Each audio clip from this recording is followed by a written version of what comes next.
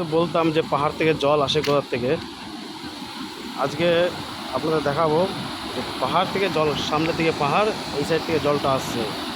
দেখেন জলের কি তাণ্ডব। তাহলে বন্যা হবে না কেন? কি পরিমাণে জল আসছে দেখতে পাচ্ছেন। জলের প্রভাব দেখেন, জল নামছে কি পরিমাণে দেখতে পাচ্ছেন। আমরা এখন আছি বাঁকুড়া ডিস্ট্রিক্ট, এই সাইডে ঝাড়খণ্ড থেকে জলটা আসছে। আমরা শুনেছিলাম যে ঝাড়খণ্ড থেকে জল ছেড়েছে, বাস্তবে এই যে দেখে নেন আপনাদের সামনে জলের কি তাণ্ডব। এই সে জল, যে জল বন্যার পরিণতি হচ্ছে। তার সঙ্গে সঙ্গে মাছ ধরা হচ্ছে, দেখতে পাচ্ছেন মাছ ধরা প্রকল্প নিচ্ছে এনারা।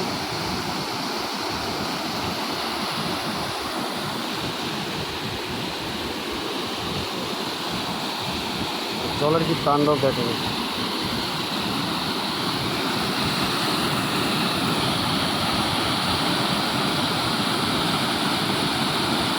কন্টিনিউ এখন জল আসতে থাকলে সব জায়গায় কম বেশি ডুবে যাবে আবার।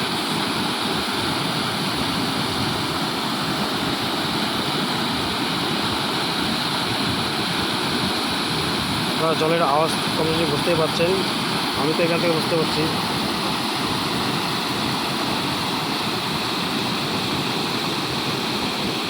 দেখতেই পাচ্ছেন আপনারা কি পরিমাণে জল নামছে পাহাড় থেকে। পাহাড়ের জল, এটা কোনো নদী নালার জল না, কিন্তু ডাইরেক্ট পাহাড় থেকে জলটা আসছে। আগে দিকে দেখতে পাচ্ছেন ওখানে ব্রিজ, ওই পাশটা হচ্ছে ঝাড়খণ্ড, এদিকটা হচ্ছে পুরুলিয়া বাঁকুড়া।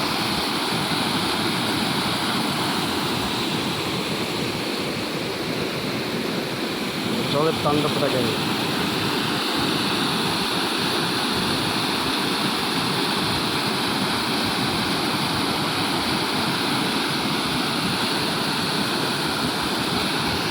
কাকা মাছ কি পেয়েছেন একটাও?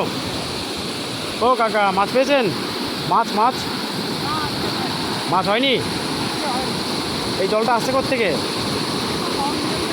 হ্যাঁ, কোনো নদী নালা কি মানে বাঁধ ভেঙে গেছে, না এমনি ডাইরেক্ট পাহাড়ের জল? ও নদীর জল না, যেটা ঝাড়খণ্ড থেকে যে জলটা ছেড়েছে সেই জলটা আসছে কি এটা? ও, এখন কি মাছ পেয়েছেন একটাও না পাননি? মাছ পেয়েছেন একটাও? কি বড় মাছ না ছোটো মাছ? ও, এটা কি মানে এখানে কি জল, মাছ কি চলে আসবে এখানে, না এটা নামাবেন? মাছ চলে আসবে তো? আচ্ছা আচ্ছা, এখানে মাছ ধরার প্রকল্প চলছে। এই দেখুন ওনার হাতে মাছের ইয়ে আছে, মাছ মাছ ধরবে এখন। কি মাছ? এই দেখো মাছ।